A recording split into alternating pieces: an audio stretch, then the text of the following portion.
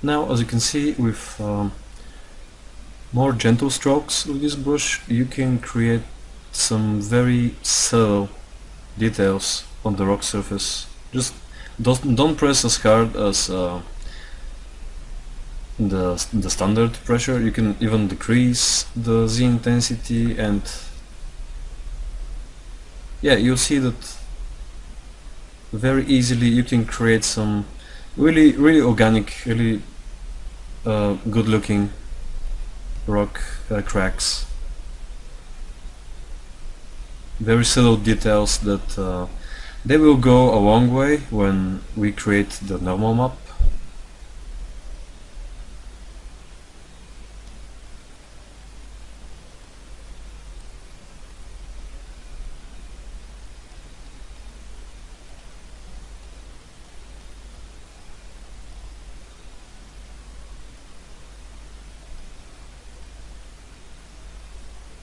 Now, for example, here we can just add a quick cut.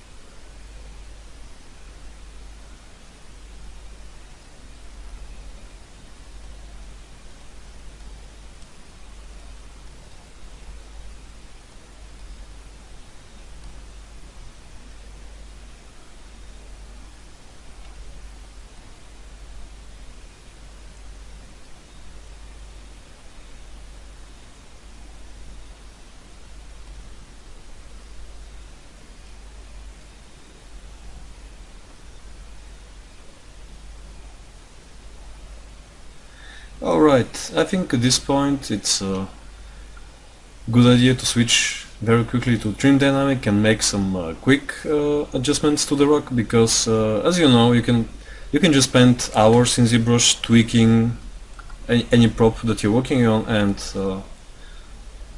I'm just trying to show you very quick example of my workflow when creating props. So I won't be polishing that much this prop.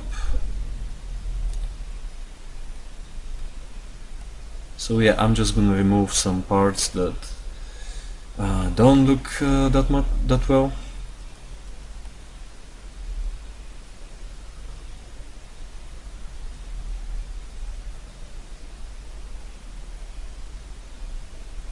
Okay, so as I said, for the trim dynamic, I like to decrease the focal shift, and with increased in Z intensity we can start breaking up a bit these straight edges and lines on the rock surface.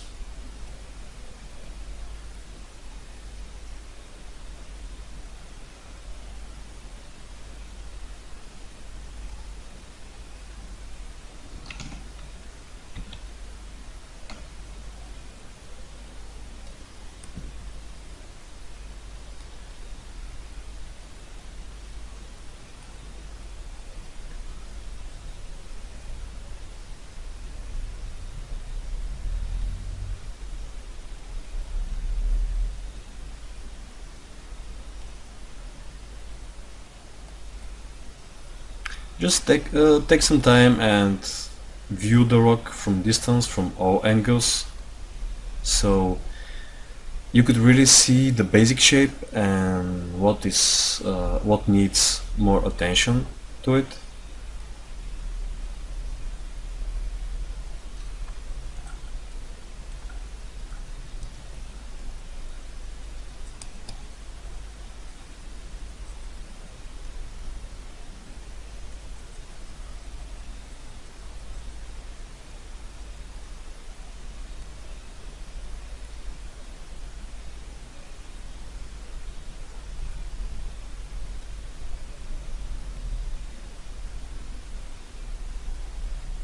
Yeah, as you can see, with the decreased focal shift, the trim dynamic brush you can get a lot crisp details when you start working on the mesh.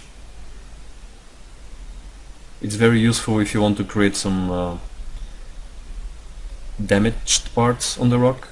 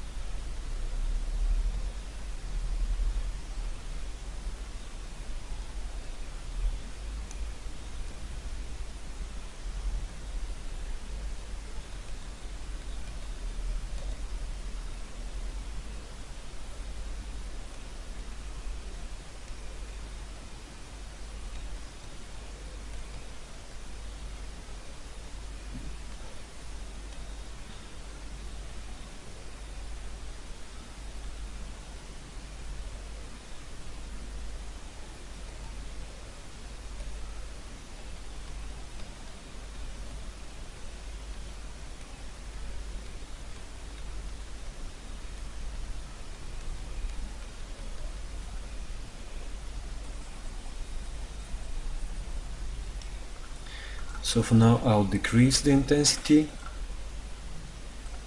and I'll just smooth out a bit some areas. And the reason I need these areas to be relatively smooth is because after a few minutes I'll start applying some custom alpha brushes on the rock, and yeah, I need some more clean, organized surface. Yeah, something more like this.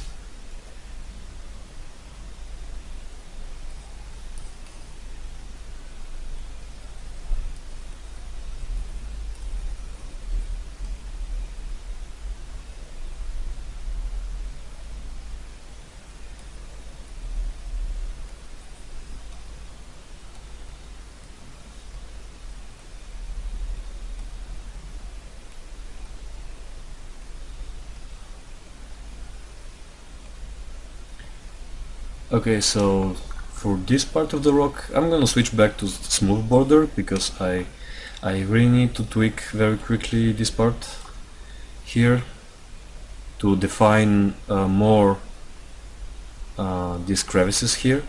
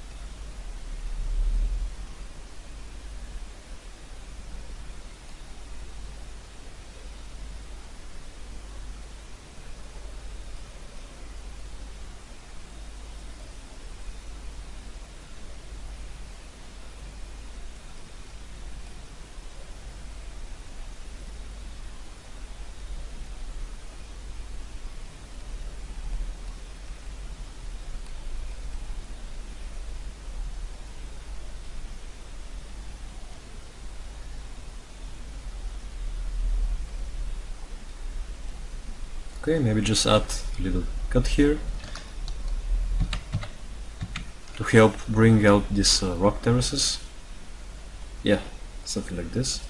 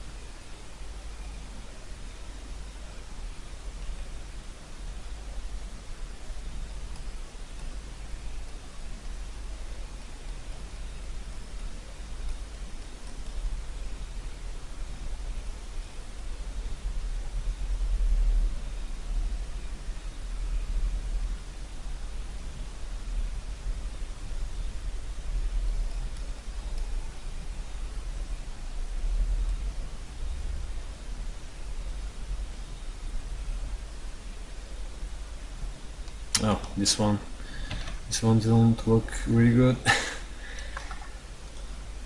Let's switch back to Trim Dynamic.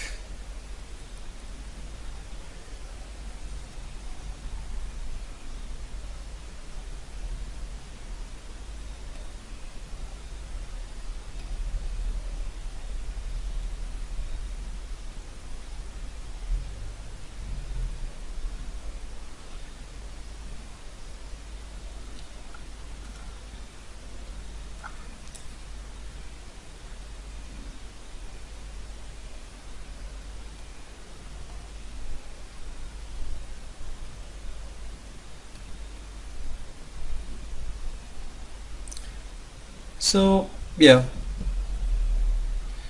I think it's safe to continue with the final stage of the sculpting process. As I said before, this is made only to show the basic workflow techniques that I use, so I'm not gonna spend too much time working on this prop.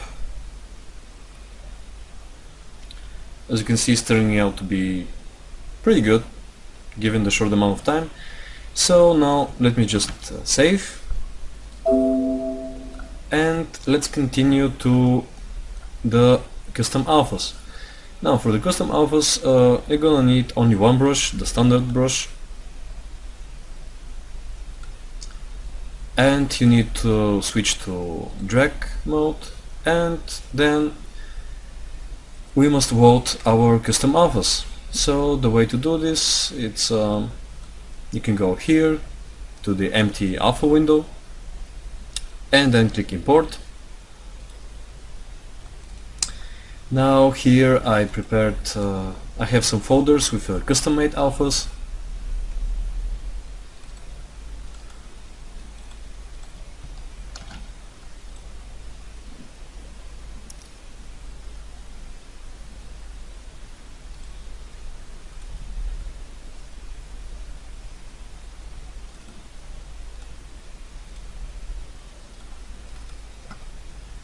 Okay, I don't really need all of them, as you can see. So now I'm just gonna select this that I really will use, and yes, I think that this is more than enough.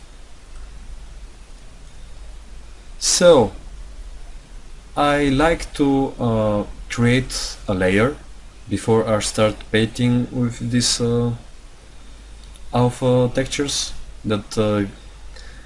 That keeps the work more organized, and then you can very easily decrease the layer intensity. So we're gonna create a layer, paint with the alpha textures, and then just collapse the layer before we start poly painting. So just click here on this button to create a new layer. And now let's see, as you can see, most of the alphas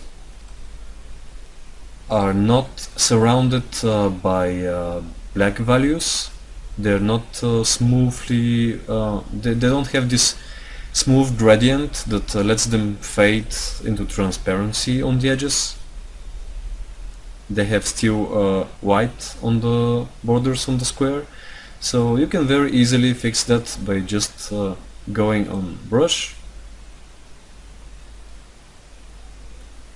No, I'm sorry, on the alpha, under the modify tab, and this radial fade slider will let you apply this smooth gradient. So I think that 5 or 6, even 7 is a good value. So now let's just apply some of them and just see what happens.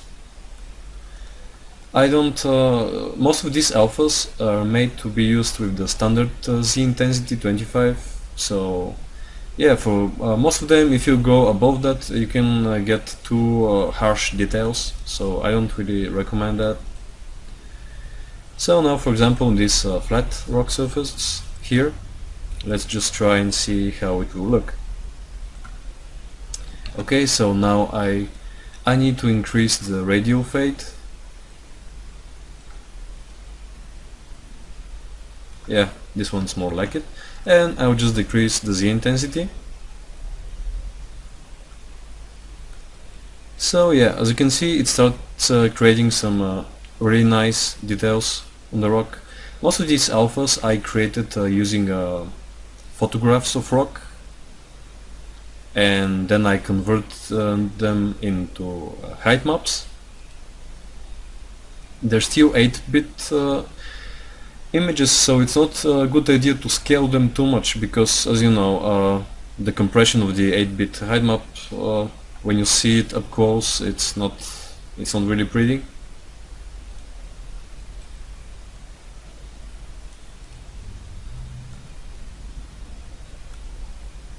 And I will include all these alphas. You can find them in the work files, so you can very easily just test them at home and see which one it's really working out for you.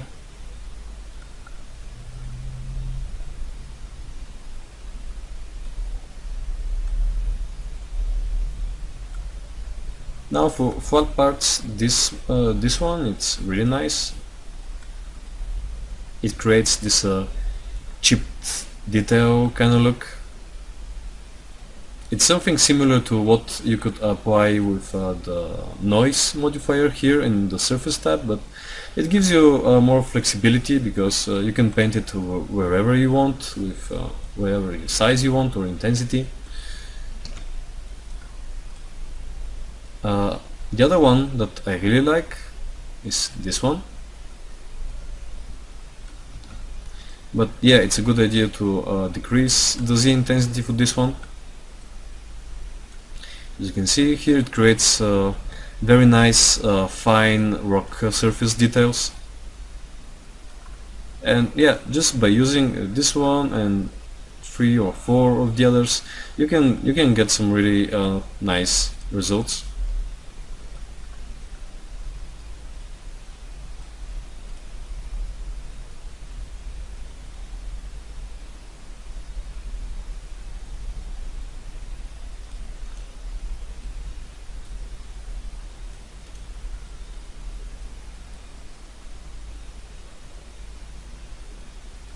Now this alpha, it's really cool. You can find it in the library of Modbox.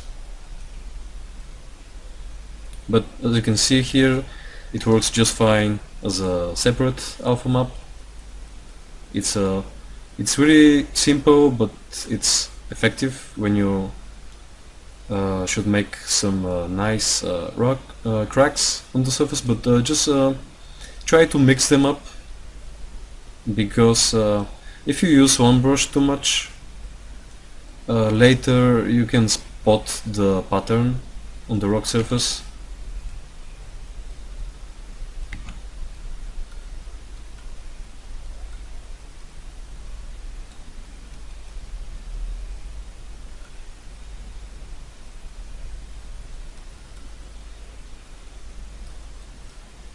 Okay, now we got this nice effect here.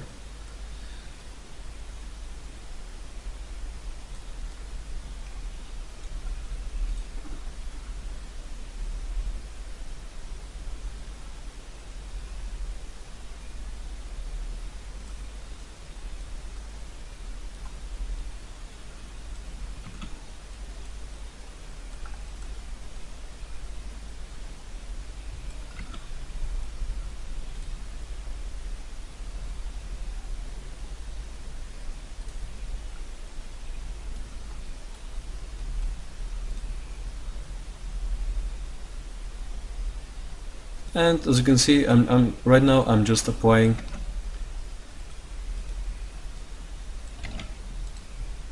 different set of alphas of each side, so we can get some nice variety on the rock.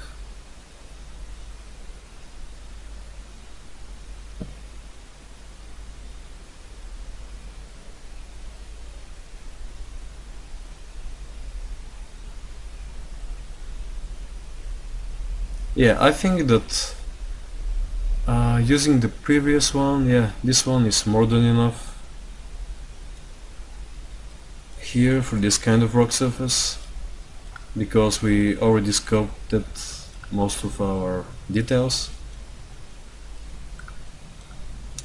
And we don't really need ultra fine details, because later when we import this Propane CryEngine and we start setting up the materials, we're gonna switch the detail bump maps on. So basically we'll activate this tileable stone texture that you will only see when you go really up close to the rock. So for now it's not really necessary to put too much fine details on the surface. The detail bump maps will take care of that.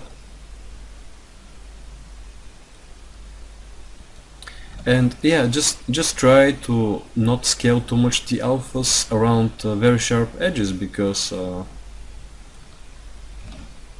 they'll lose a lot of their sharpness. And for example, yes, you can mask the edges and apply the alphas around them, but still you'll get some visual artifacts. So just apply them moderately, don't go overboard with them. I mean, the alphas are a good thing, but nothing beats a good sculpting.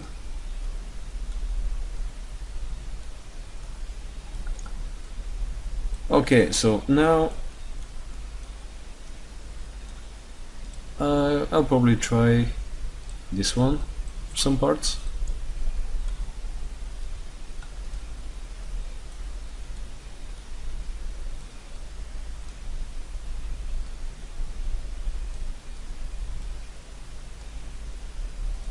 Yeah, as you can see, there's still some rough parts of the rock, so I'll very quickly just switch to the trim border brush, and I'll try to add some to fix some of the more roughly looking areas.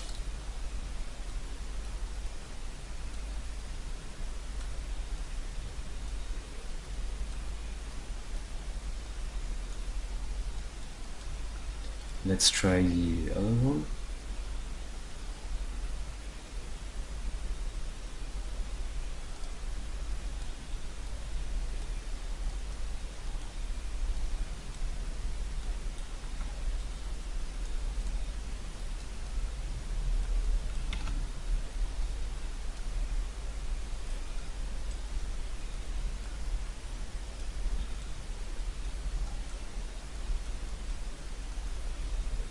Okay, so I think we're done with the custom alphas.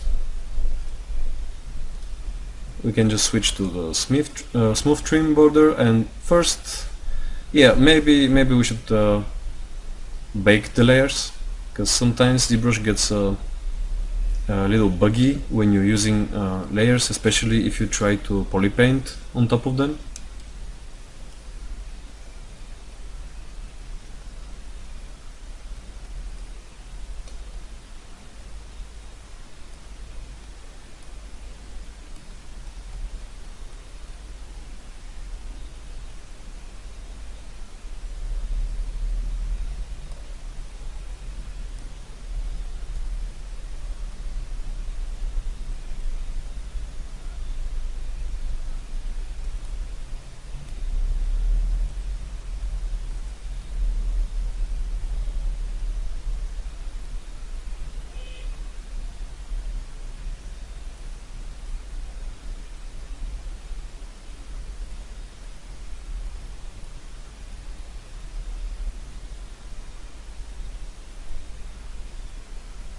So sometimes this brush will create these little artifacts. Just smooth them with the shift button for the standard smooth, because otherwise they'll create some artifacts on the normal map. But yeah, it's nothing that serious that some retouching in Photoshop won't fix.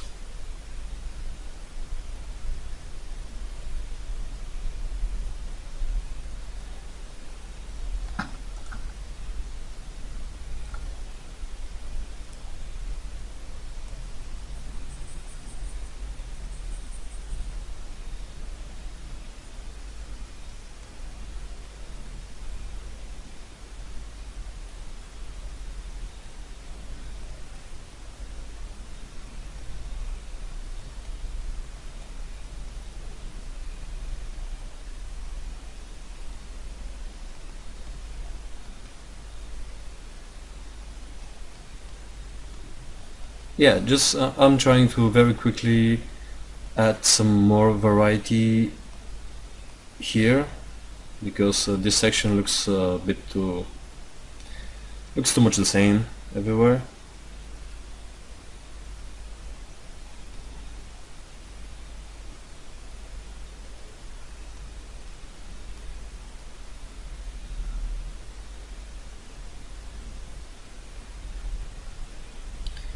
So for here, I don't know, I think we can very quickly add some nice chipped detail. I'll just add some volume here. Okay, I think that will work just fine. Just switch again to smooth border brush, and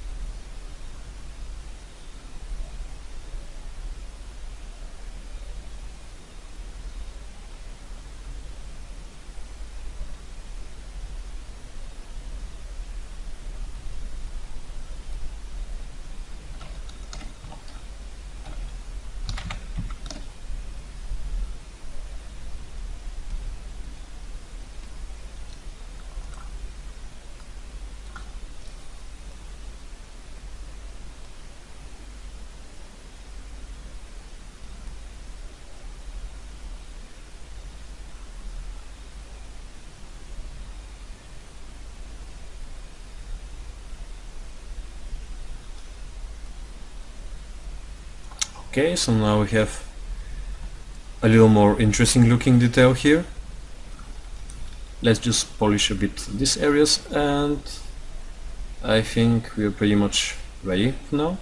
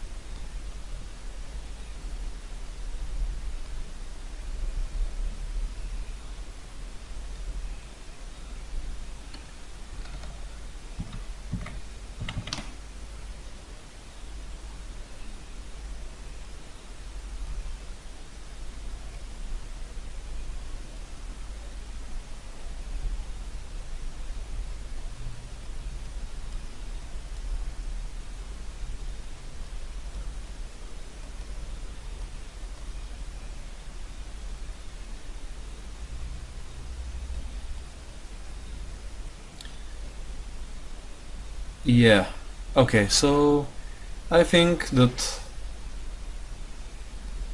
we have some pretty nice looking rock prop. So I'll stop this video here, and in the next one we'll start texturing using a spot white.